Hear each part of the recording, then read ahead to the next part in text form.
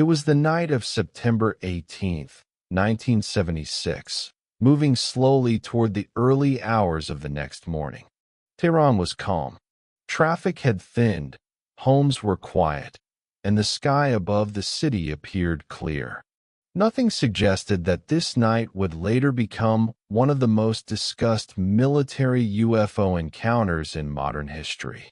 Shortly before midnight, residents in northern Tehran began noticing an unusual bright object in the sky. At first, it was assumed to be a star or a distant aircraft.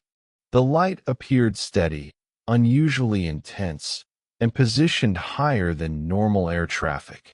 Some witnesses described it as white and blue, others as slightly orange, but all agreed it stood out clearly against the dark sky. As minutes passed, the object did not behave like a normal celestial body. It appeared to change brightness and position slightly, though not in a smooth or predictable way. Several residents watched from rooftops and balconies, unsure of what they were seeing, but certain it did not resemble anything familiar. Phone calls began coming in to local authorities. Some callers contacted police stations. Others reached out to Mehrabad Airport, reporting a strange light hovering above the city.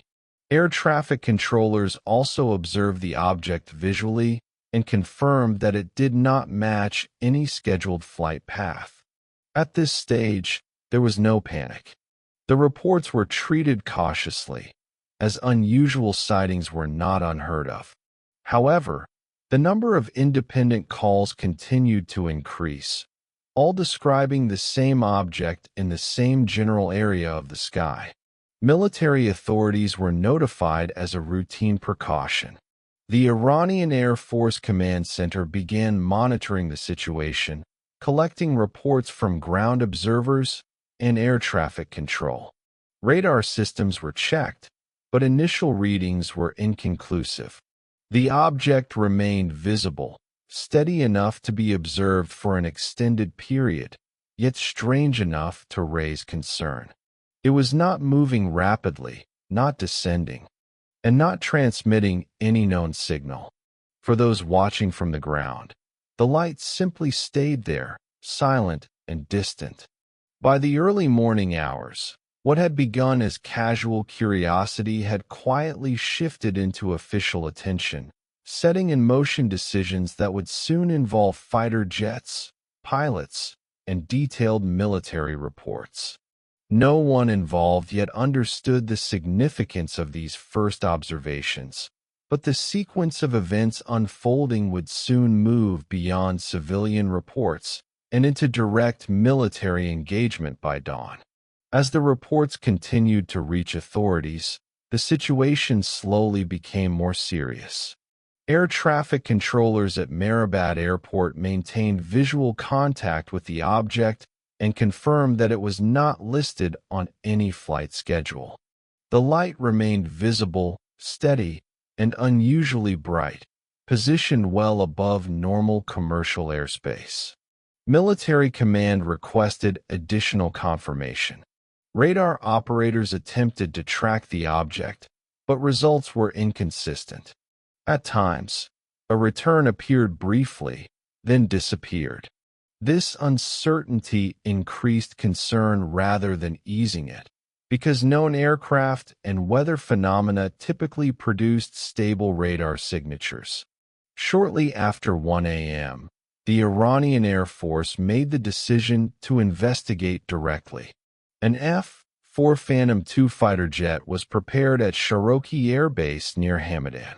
The aircraft was fully operational, cleared for interception, and piloted by an experienced crew.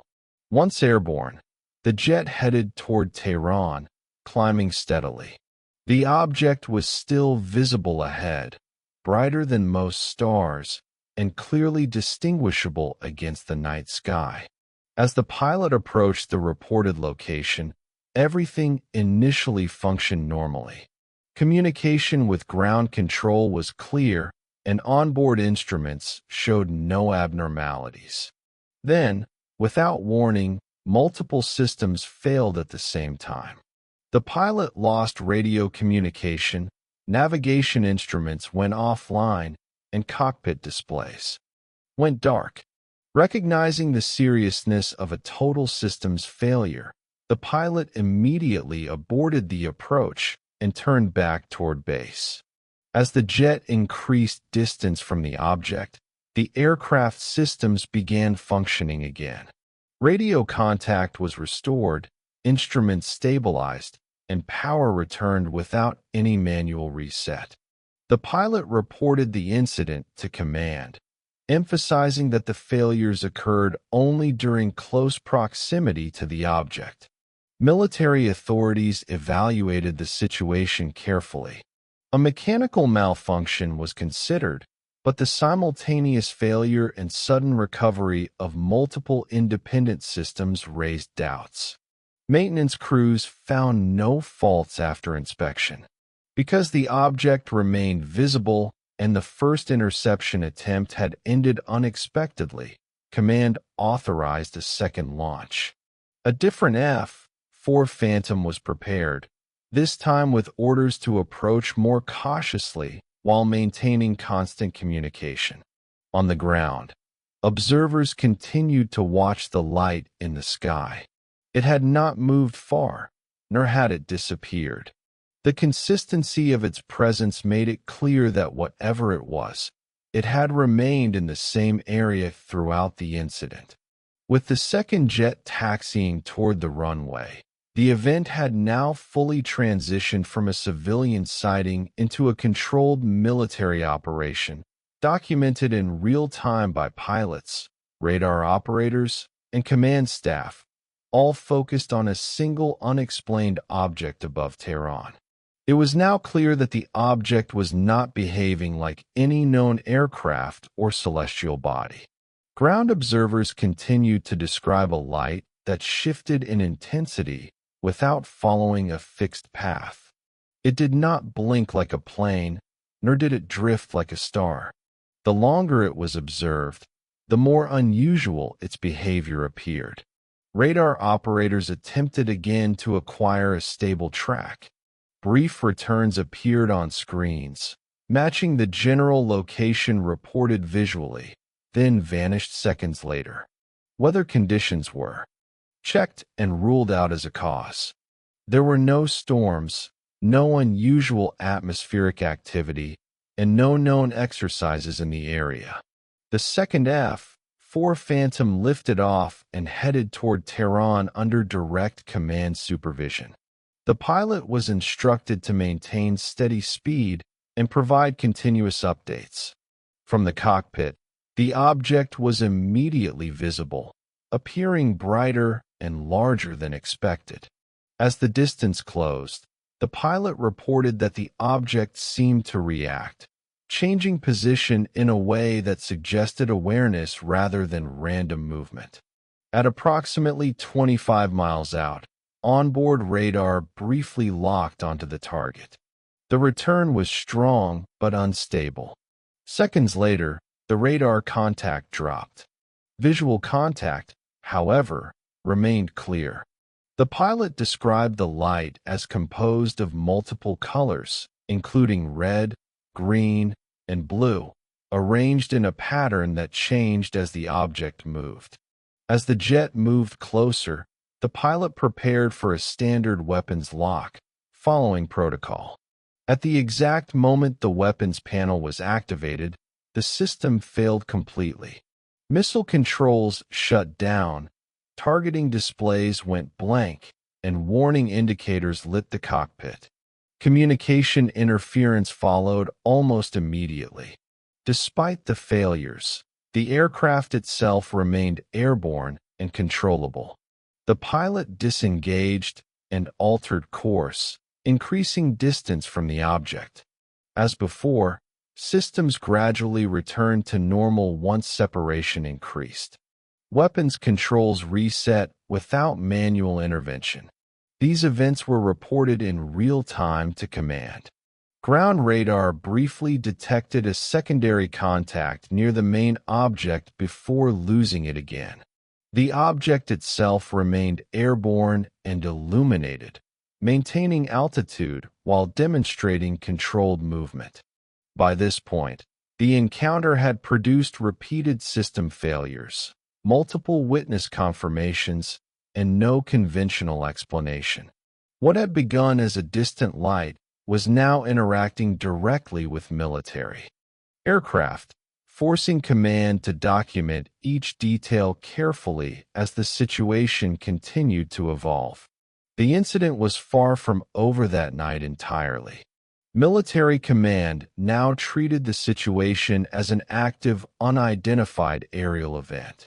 Reports from both pilots were logged in detail, noting the exact times when systems failed and when they recovered. The consistency between the two aircraft was immediately clear to those reviewing the data. Ground radar teams continued scanning the airspace, adjusting frequencies and sensitivity levels. Intermittent returns still appeared near the object's reported position, but none remained stable long enough to classify. This reinforced the conclusion that the object was not a standard aircraft operating under known parameters. The second pilot maintained visual contact from a safe distance. From this position, the object appeared sharply defined, brighter than before, and clearly separate from any background stars. Its movement was controlled and deliberate, not drifting or erratic. Each shift in position occurred smoothly, without visible propulsion or exhaust. Air traffic control confirmed again that no civilian or military flights were operating in that area. No emergency beacons were detected. No transponder signals were present. The airspace over Tehran was otherwise empty. Command considered the possibility of a foreign aircraft or advanced surveillance platform. However, the lack of radar stability and the repeated avionics interference did not match known technology at the time. This assessment was recorded without speculation, strictly as an operational observation. As the encounter continued, the object suddenly increased its apparent speed. Observers on the ground reported the light moving rapidly across the sky before stopping abruptly.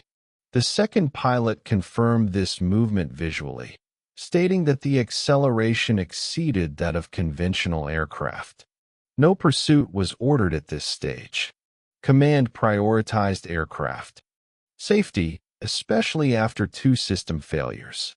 The jet maintained distance while continuing to relay observations. All communication was recorded and later transcribed.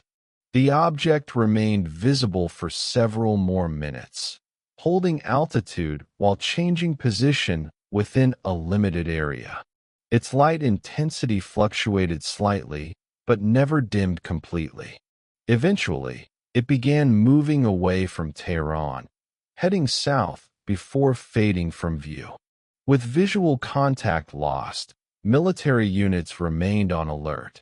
Radar sweeps continued for several minutes, but detected nothing further.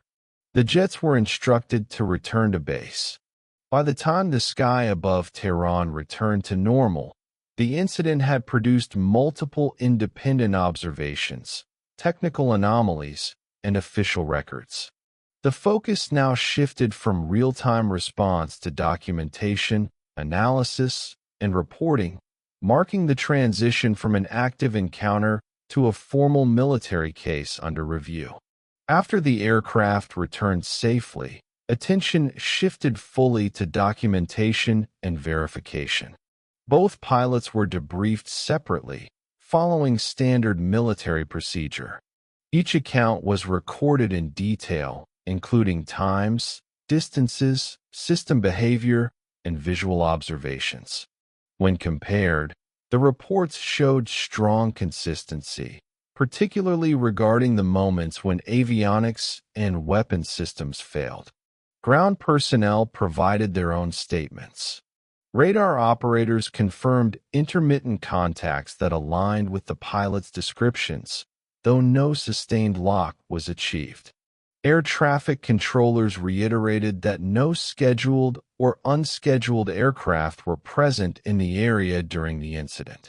These confirmations removed several conventional explanations early in the review process. Maintenance teams examined both F-4 Phantom jets, electrical systems, weapons panels, navigation units, and communication equipment were tested extensively. No faults were discovered. All systems functioned normally during ground checks and subsequent flights. This finding was documented clearly, as it ruled out simple mechanical failure. The Iranian Air Force compiled an internal report summarizing the event. The language used was factual and restrained, focusing on observed data rather than conclusions. The object was described only as unidentified, with no assumptions made regarding origin or intent.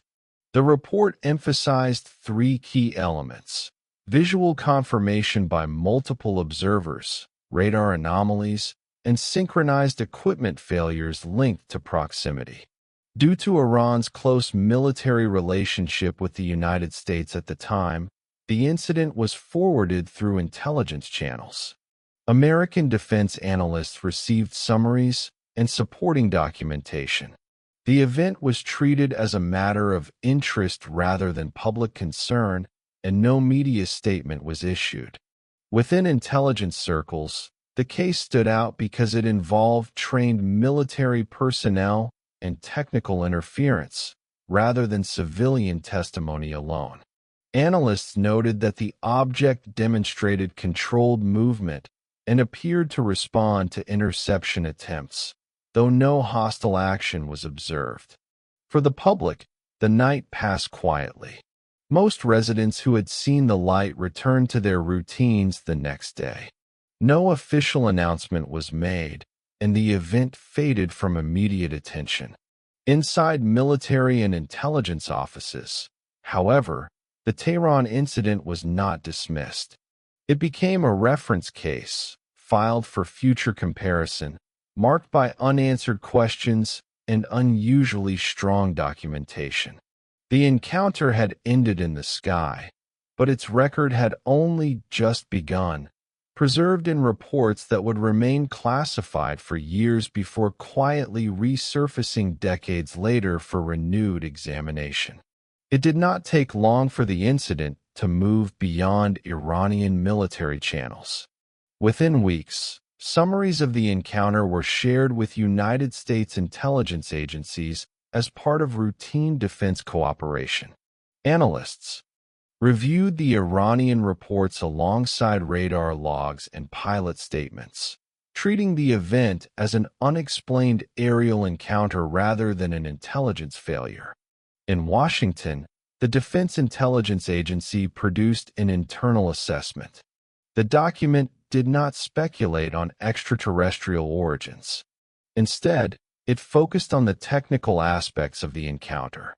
The most important detail noted was the repeated loss of avionics and weapons control systems when the aircraft approached the object, followed by full restoration once distance increased. The report highlighted that these failures affected independent systems simultaneously.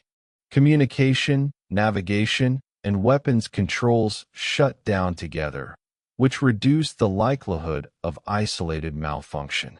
Analysts also noted that no evidence of electronic warfare activity was detected from known foreign platforms. Another point emphasized was pilot credibility. Both pilots were experienced, familiar with night operations, and trained to identify conventional aircraft and celestial objects. Their descriptions were consistent with each other and with ground observations. No signs of stress-induced confusion were identified in post-flight evaluations. The DI report also referenced civilian sightings and air traffic control confirmations. These additional observations supported the timeline provided by the pilots. The object was visible before, during, and after the military engagement, indicating that it was not created by the interception itself. Despite these details, the report reached no conclusion about the nature of the object. It classified the incident as unresolved. The case was archived, assigned a reference number, and distributed quietly within intelligence and defense communities. For years, the document remained unknown to the public. It was not discussed in media nor acknowledged by officials.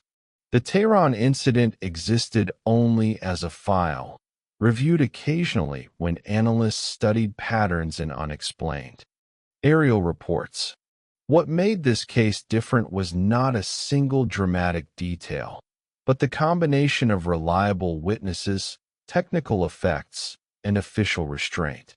Nothing in the report exaggerated the event, yet nothing explained it away.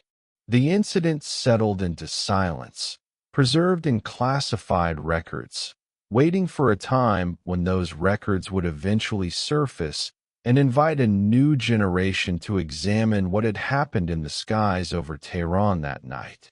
The unanswered questions remained, quietly influencing future investigations long after the city returned to normal life. It was only years later that the Tehran incident slowly entered public awareness. In the late 1990s and early 2000s, several previously classified documents were released through declassification requests. Among them was the Defense Intelligence Agency summary describing the Iranian encounter in careful, technical language. Researchers examining these files noticed how clearly the sequence of events was laid out. The document confirmed the civilian sightings, the decision to scramble interceptor aircraft, the repeated systems failures, and the absence of mechanical faults. Nothing in the report suggested confusion or exaggeration. Every detail was presented as an observation, not an assumption. Former Iranian Air Force officers were later asked about the incident. One of the pilots involved, years removed from active service, spoke publicly about the encounter. His account closely matched the original military report. He described seeing a bright object ahead of his aircraft, losing weapons control when attempting to lock on, and regaining full function after disengaging. These interviews began circulating through documentaries, conferences, and later online platforms. The Tehran incident gradually became known outside military circles, often cited as one of the strongest cases involving direct interaction between an unidentified object and military aircraft. As interest grew, analysts compared the case with other reports from the same era. Similar patterns appeared in separate incidents, including radar interference, electronic disruption, and controlled aerial movement. The Tehran case stood out because these elements were recorded simultaneously and independently. Despite growing attention, no official explanation was offered. Intelligence agencies did not reopen the case publicly, nor did they issue clarifications. The original assessment remained unchanged. The object was unidentified, and its behavior could not be matched to known technology. Over time, the incident became a reference point rather than a headline. It was used quietly by researchers studying unexplained aerial phenomena, often cited in reports and lectures without sensational language. What kept the Tehran case relevant was its simplicity.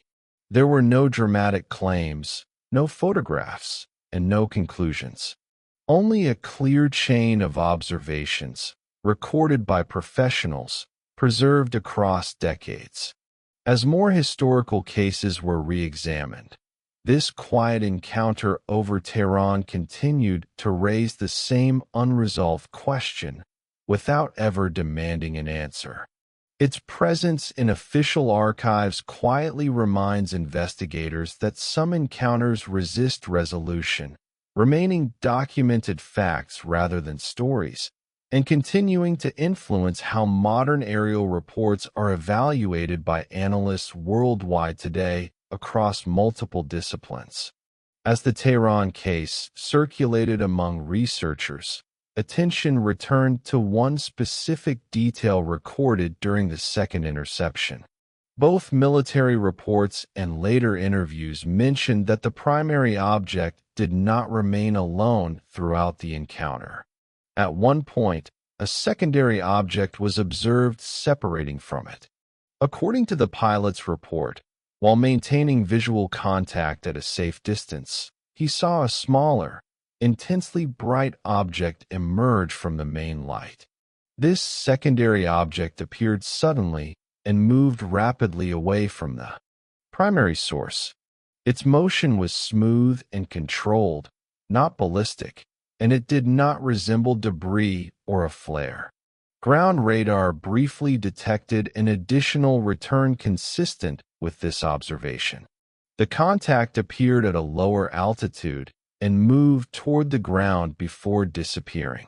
At the same time, ground observers reported seeing a bright flash or glow in an area south of Tehran, near open terrain. Military command treated this detail cautiously. No impact site was located, and no explosion or sound was reported. Search teams did not recover physical evidence, but the timing of the ground light closely matched the radar and pilot reports. This correlation was noted without interpretation.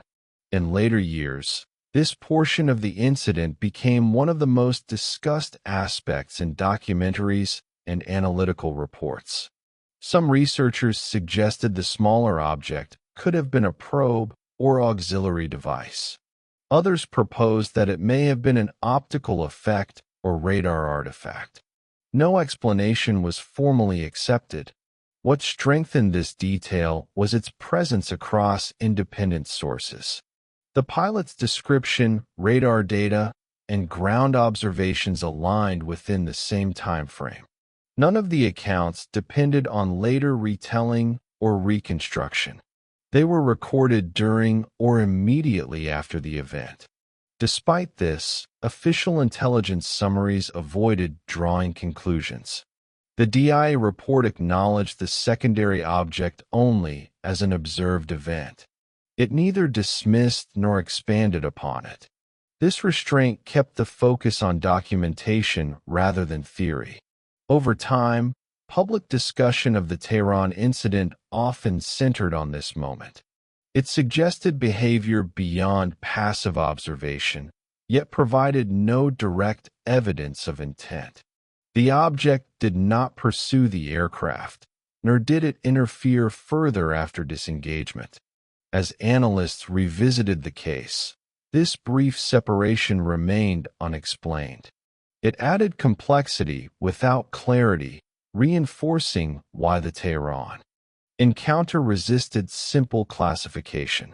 The incident was no longer just about a light in the sky, but about coordinated observations that introduced more questions than answers, leaving the record complete but unresolved.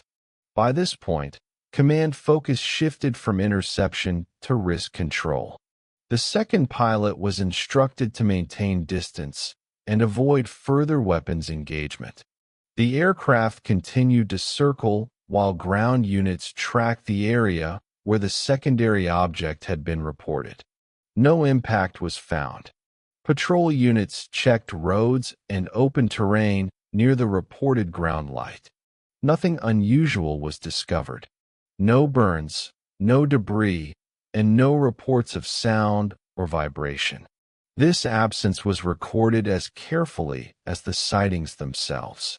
Inside the cockpit, the pilot continued observing the primary object. Its light intensity remained steady, and its movement appeared deliberate. It did not drift with wind patterns or follow a straight course. Each change in direction was controlled, without visible acceleration lag. As minutes passed, the object began moving away from the city. Its speed increased smoothly, not abruptly, and it maintained altitude while traveling south. The pilot reported that it eventually moved beyond visual range. Radar contact faded shortly afterward. With the airspace clear, command ordered the jet to return to base. The flight back was uneventful. All onboard systems functioned normally, including those that had previously failed. This return flight was logged in detail to document system stability after disengagement. Back on the ground, officers compiled a complete timeline. Every radio transmission, radar reading, and visual report was aligned minute by minute. The consistency across sources remained strong. There were no conflicting observations that required correction. Analysts reviewing the material noted that the object's behavior showed awareness of interception attempts. It maintained distance when approached and disengaged, without pursuit.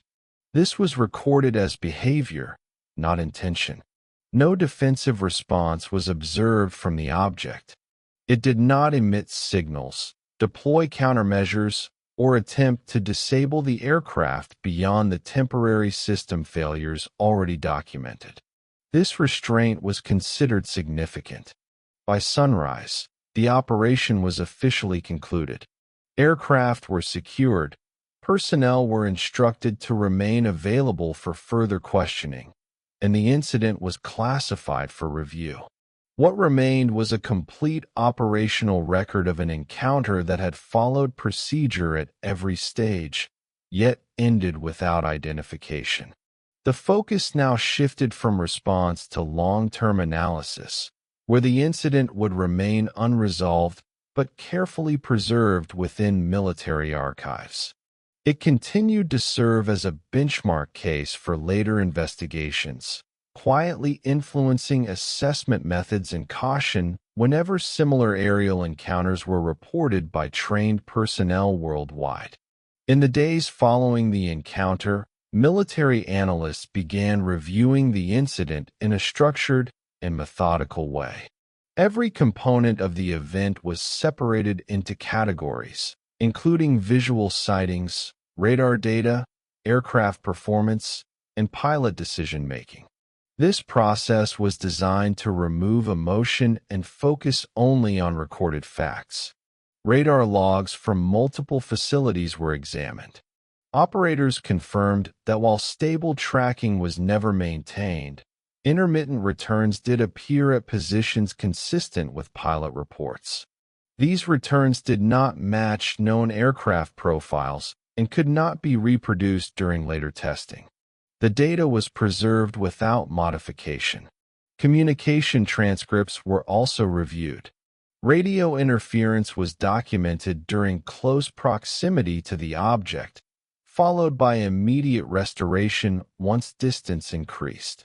Engineers confirmed that no ground-based jamming systems were active in the region at the time. This reduced the likelihood of intentional electronic interference. Weapons system failures remained a central focus. The exact moment of system shutdown coincided with attempted lock-on procedures. Technical specialists found no faults during post-flight inspections. The systems operated normally before and after the encounter, strengthening the link between proximity and failure. Civilian reports were compared against the military timeline. Phone call records showed that sightings began before aircraft were launched and continued during the engagement. This alignment confirmed that the object was present independently of military activity. Air traffic control logs further supported this conclusion. No unidentified aircraft entered controlled airspace, and no emergency signals were detected. The object did not behave like a distressed or experimental vehicle.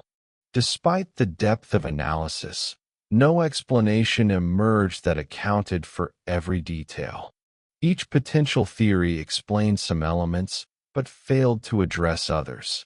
Mechanical failure did not explain visual movement. Atmospheric effects did not explain system interference.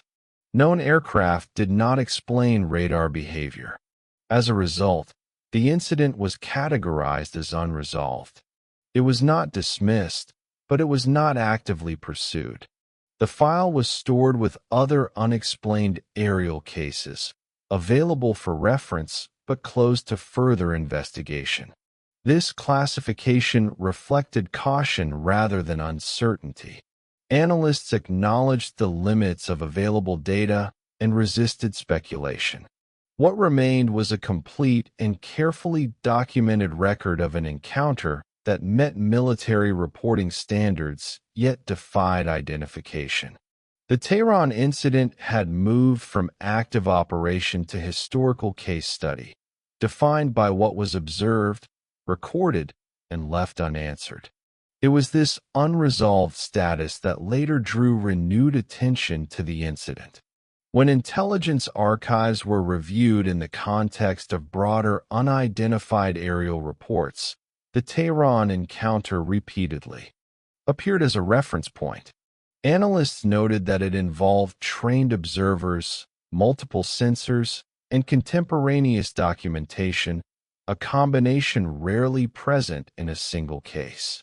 During the late 20th century, portions of the original assessments were quietly released through declassification. These documents did not introduce new claims. Instead, they confirmed what had already been recorded decades earlier. The language remained technical, neutral, and restrained, focusing on system behavior and timelines rather than interpretation.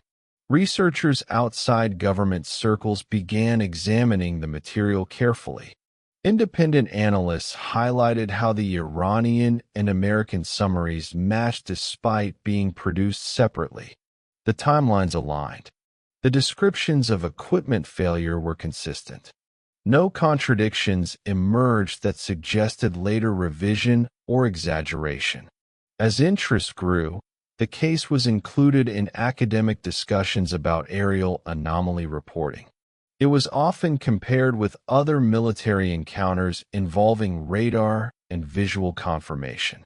In these comparisons, Tehran consistently ranked among the most thoroughly documented, even though it lacked physical evidence.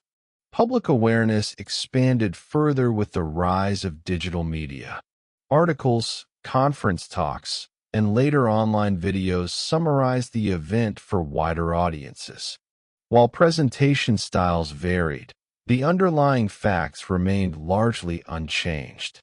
Serious discussions focused on documentation rather than speculation. Importantly, no official effort was made to correct or retract the original reports.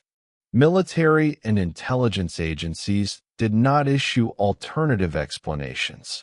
The absence of follow-up statements was interpreted by some as uncertainty and by others as quiet acknowledgement of unresolved data.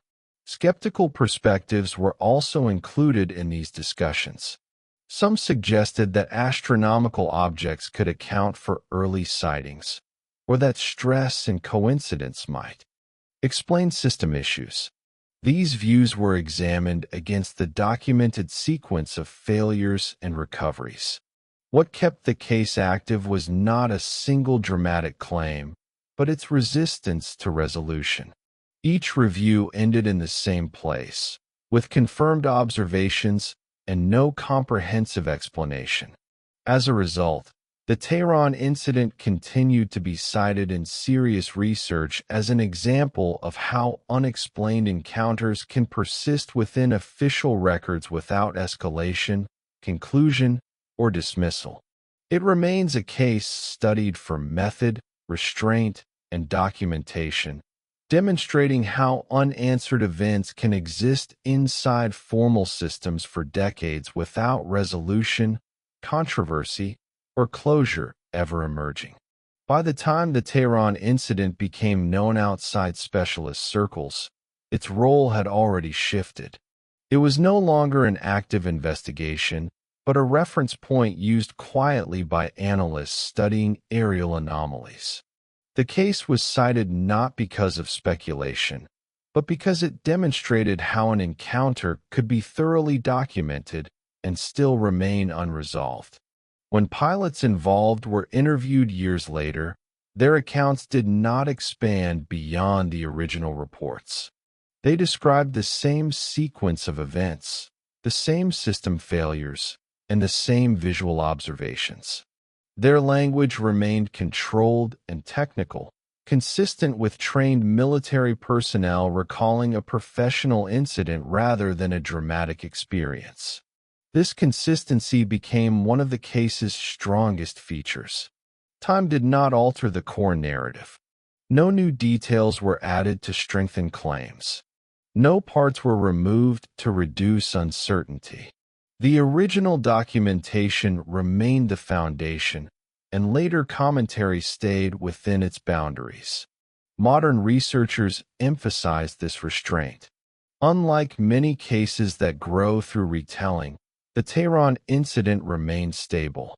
The absence of embellishment made it easier to analyze and harder to dismiss. Each review returned to the same verified elements and reached the same conclusion.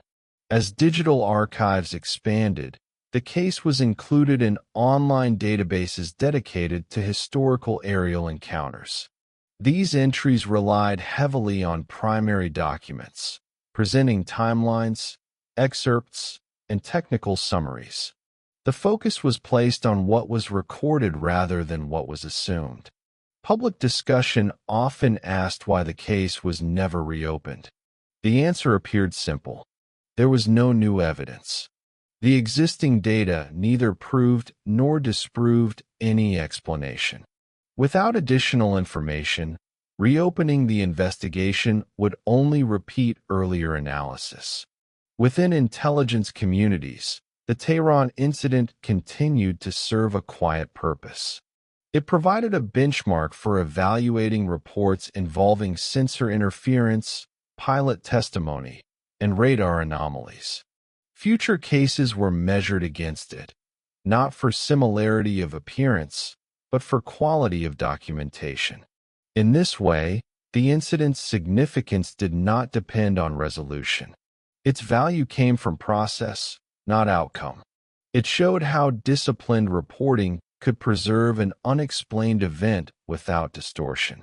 Long after the night itself had passed, the Tehran case remained intact, unchanged, and unresolved, standing as a reminder that some encounters persist simply because the record is complete, but the explanation is not. This balance between certainty and uncertainty continues to define the case today for analysts worldwide still. As interest in unidentified aerial phenomena increased in later decades, the Tehran incident began appearing more frequently in comparative studies. Analysts examining newer military encounters often reference the case when discussing sensor interference and pilot reliability. Its documentation provided a stable baseline against which newer reports could be measured. Unlike modern cases that included video or infrared imagery, the Tehran event relied entirely on human observation and analog systems. This limitation did not weaken its value. Instead, it highlighted how much could be established through disciplined reporting alone. Timelines, distances, system behavior, and responses were all recorded with clarity. Researchers noted that the Iranian pilots followed procedure at every stage. They did not pursue aggressively. They disengaged when systems failed. They reported exactly what occurred without interpretation. This adherence to protocol strengthened confidence in the data. The case also demonstrated how unidentified encounters were handled during the Cold War era. There was no public briefing, no press release, and no attempt to shape public perception. The incident was processed internally, shared with allies, and archived. Silence was standard procedure, not concealment.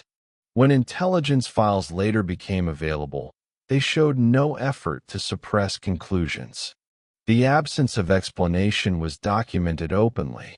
Analysts acknowledged uncertainty without assigning cause. This transparency within classified channels contrasted with public assumptions about secrecy. As the years passed, the Tehran incident remained unchanged in official records. No addendums were added. No corrections were issued. The file stood exactly as it had when first compiled. This stability was unusual in intelligence archives, where cases are often revised as new information emerges. The incident's endurance lay in its completeness. There were no missing reports, no gaps in timeline, and no unexplained actions by personnel. Everything that happened was recorded. Everything that was observed was documented. What remained missing was identification. This made the case useful not as evidence of a specific phenomenon, but as an example of methodological integrity. It showed how to preserve uncertainty without distortion. For analysts, this was more valuable than speculation. As discussions about unidentified aerial encounters continued into the 21st century, the Tehran case quietly remained part of the conversation, not as a mystery to solve, but as a record to respect. Its unresolved nature did not diminish its importance. It defined it. When discussions around unidentified aerial encounters began shifting in the early 21st century, the Tehran incident gained renewed relevance. Governments started acknowledging that some historical cases remained unexplained, and analysts revisited older files to understand how earlier investigations had been handled. In these reviews, the Tehran case stood out for its clarity. There was no confusion about what actions were taken or why. The decision to scramble aircraft followed established protocol. The disengagement followed safety procedures. The reporting followed military standards. Nothing about the response appeared improvised or careless. This consistency made the case valuable for training and evaluation purposes. Analysts studying modern reports often use Tehran as an example of how to separate observation from interpretation.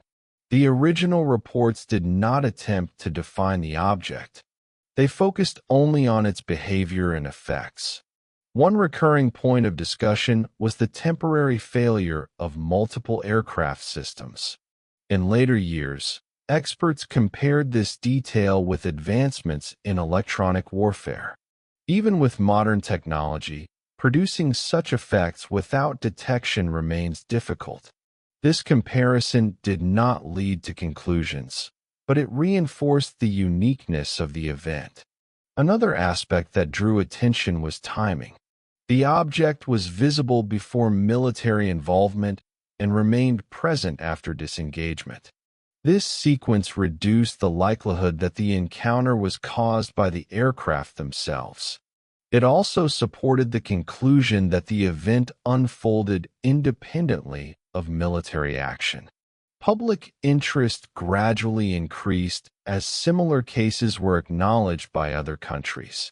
The Tehran incident began appearing in broader discussions about unidentified aerial phenomena, often cited as an early example of a military encounter that met high reporting standards. Despite this attention, no new evidence surfaced. No additional witnesses came forward with conflicting accounts. No alternative explanations were officially endorsed. The absence of change reinforced the stability of the original record. For researchers, this lack of evolution was important. It suggested that the case had reached its limits early. Everything that could be recorded had been recorded. Everything that could be tested had been tested. What remained was uncertainty that could not be reduced further. In this way, the Tehran incident transitioned from an operational event to a reference model. It was no longer examined for answers, but for method. It demonstrated how an unexplained encounter could be preserved accurately over time. The case remained unresolved not because it was ignored, but because it had been examined thoroughly and left exactly where the evidence ended. As digital platforms expanded, the Tehran incident reached a wider audience than ever before. Researchers, historians, and documentary creators began presenting the case to the public using original documents and official summaries. Unlike many other incidents, the core facts were rarely altered because the available records left little room for reinterpretation. Online discussions often focused on why this case stood apart from others. The answer consistently returned to the same elements: trained military witnesses, real-time reporting, radar involvement, and documented system interference. These factors made the incident difficult to categorize as error or misidentification alone. Video documentaries and long-form analyses presented the event step by step, often following the original timeline closely. These presentations emphasized restraint, highlighting what was known and avoiding unsupported claims. This approach mirrored the tone of the original military reports, maintaining continuity across decades. Public reactions varied. Some viewers viewed the incident as evidence of advanced unknown technology. Others remained skeptical, pointing to the absence of physical evidence. Both perspectives relied on the same source material, underscoring how the same data could support different interpretations without contradiction. Social media further extended the case's reach. Short summaries, archived documents, and interview excerpts circulated widely. Yet, even in these condensed formats, the incident retained its seriousness. It was rarely framed as sensational. Instead, it was presented as unresolved, documented, and historically significant. Academic discussions also incorporated the case. It appeared in studies examining how institutions respond to unexplained events. The Tehran incident was often used to demonstrate procedural discipline, showing how uncertainty can be recorded without forcing conclusions. Throughout these discussions, one point remained consistent. No additional information had surfaced that changed the original assessment. The case did not evolve. It did not accumulate new claims. It remained fixed in time. This stability contrasted with many other historical incidents that became distorted through repetition. The Tehran encounter resisted that pattern. Its narrative stayed anchored to official records and professional testimony. As interest in unidentified aerial phenomena increased globally, the Tehran incident continued to be referenced not as proof of anything specific, but as a standard. It showed how unexplained encounters could be documented responsibly and preserved accurately. The incident's presence in modern discourse was quiet but persistent. It did not demand belief. It did not invite dismissal. It simply remained available for examination, unchanged by time. This enduring neutrality ensured that the Tehran case would continue to be cited whenever serious discussions turned to how unexplained aerial events should be recorded, evaluated, and remembered without exaggeration or assumption.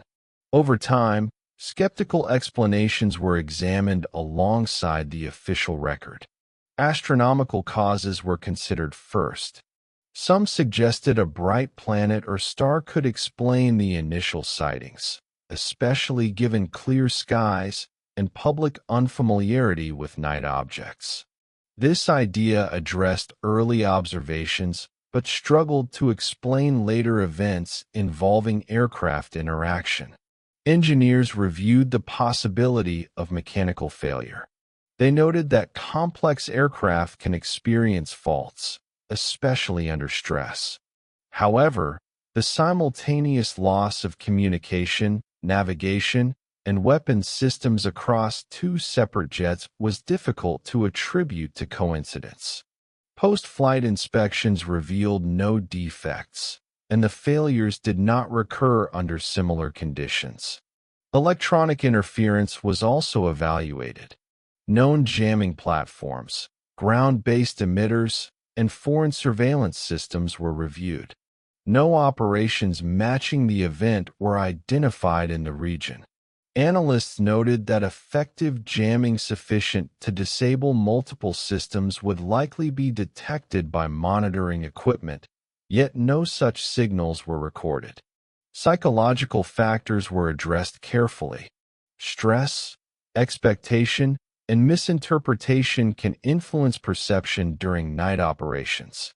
However, both pilots were trained for such conditions and demonstrated consistent reporting. Their observations were supported by independent ground witnesses and air traffic control confirmations. Atmospheric phenomena were considered as well. Temperature inversions, reflections, and plasma effects have been proposed in other cases. None adequately match the object's controlled movement, changes in speed, or the timing of electronic disruption reported during close approach. Each skeptical explanation addressed parts of the incident but left gaps. None accounted for all observations without introducing new assumptions. This did not validate extraordinary claims. It simply maintained uncertainty. The official stance remained unchanged. The object was unidentified. The event was unresolved. No conclusion was drawn beyond the documented facts. This position reflected caution rather than belief. By including skeptical review within the case file, analysts preserved balance. The record showed that alternative explanations were examined and measured against evidence. Where they failed, they were set aside without argument. This approach protected the integrity of the case. It allowed future reviewers to understand not only what was observed, but how it was evaluated. The Tehran incident remained open in classification, yet closed in process. Everything that could be tested was tested. Everything that could be explained was attempted. What remained was not an answer, but a clear boundary marking the limits of explanation based on available data. This boundary defined the case and preserved uncertainty for decades. By the time all reviews were completed, the Tehran incident had settled into a rare position within military history. It was neither solved nor dismissed. It remained intact, defined strictly by what had been observed, recorded, and verified. This position was unusual, especially for an event involving national airspace and active military response. What distinguished the case was not a single detail, but the alignment of many. Civilian sightings initiated the sequence. Air traffic control confirmed anomalies. Military pilots engaged under direct command. Multiple onboard systems failed at specific moments. All of these elements were documented independently and converged into a single timeline. Analysts later noted that if any one element had been missing, the case might have been closed quickly. Without radar, it could have been called misperception. Without pilots, it could have been dismissed as a visual illusion. Without system failures, it could have been explained as a distant light. Instead, each element reinforced the others. The lack of escalation was also significant. The object did not pursue aircraft. It did not interfere after disengagement. It left the area without confrontation. This behavior reduced the likelihood of hostile intent, while offering no clues toward identification. Over time, the case became a measuring tool. New reports involving electronic disruption or pilot encounters were often compared against Tehran. Few met the same standard of documentation. This comparison reinforced the case's importance without elevating its claims. The incident also demonstrated institutional restraint. No public narrative was constructed. No explanation was forced. The event was allowed to remain unresolved within official systems. This restraint prevented distortion and preserved accuracy. For researchers, this made the Tehran case valuable long after the night itself. It showed how unexplained events could be preserved without pressure to conclude. It also illustrated how uncertainty could coexist with professionalism. Decades later, as governments acknowledged the existence of unresolved aerial encounters, Tehran remained relevant. It required no reinterpretation. Its facts had not changed. Its questions had not multiplied. Its record remained complete. In this way, the incident endured not because of mystery alone, but because of discipline. It stood as a reminder that some events are not forgotten because they are dramatic, but because they are carefully recorded and left exactly where evidence ends. The Tehran encounter continued to exist as a boundary case, marking the point where observation ends and explanation does not begin, remaining unresolved without controversy, belief, or denial across generations. Today, the Tehran UFO incident remains one of the most carefully preserved unexplained aerial encounters in military history. It has not survived because of speculation, imagery, or dramatic claims, but because its documentation was complete from the beginning. Every stage of the event was recorded in real time, reviewed through standard procedures, and archived without alteration. What makes the case enduring is not what it suggests, but what it demonstrates. It shows how an unexplained event can move through civilian observation, military response, intelligence review, and long-term archival without losing clarity. There are no missing links in the chain. The beginning is known. The sequence is known. The end is known. Only the cause remains unidentified. Over the years, the incident has been revisited during broader discussions about unidentified aerial phenomena. Each time, it returns to the same conclusion. The available data has been fully examined. No new evidence has emerged. No explanation has resolved every detail. The case remains exactly where it was left. This stability is rare. Many historical incidents change as narratives grow, witnesses reinterpret memories, or documents are revised. Tehran did not follow that pattern. Its story stayed fixed because it was anchored to contemporaneous reports rather than later interpretation. For investigators and analysts, this makes the case valuable. It provides an example of how uncertainty can be preserved without confusion. It shows that not every unexplained event requires resolution to be meaningful. Some serve a different purpose, defining the limits of knowledge rather than extending it. The Tehran incident also highlights the importance of restraint. At no point did officials claim more than they could support. They recorded what occurred and stopped where evidence ended. This approach prevented the case from becoming exaggerated or dismissed. Decades after the night itself, the skies over Tehran hold no visible trace of the encounter. The city moved on. The pilots retired. The equipment was replaced. What remains is the record. That record continues to be studied not because it promises answers, but because it represents a complete question. It stands as a reminder that some events are significant not for what they reveal, but for what they resist explaining. In the end, the Tehran UFO incident is not defined by belief or disbelief. It is defined by documentation, discipline, and unresolved fact. That is why it remains open, not because it was neglected, but because it was examined thoroughly and left honestly where certainty ended.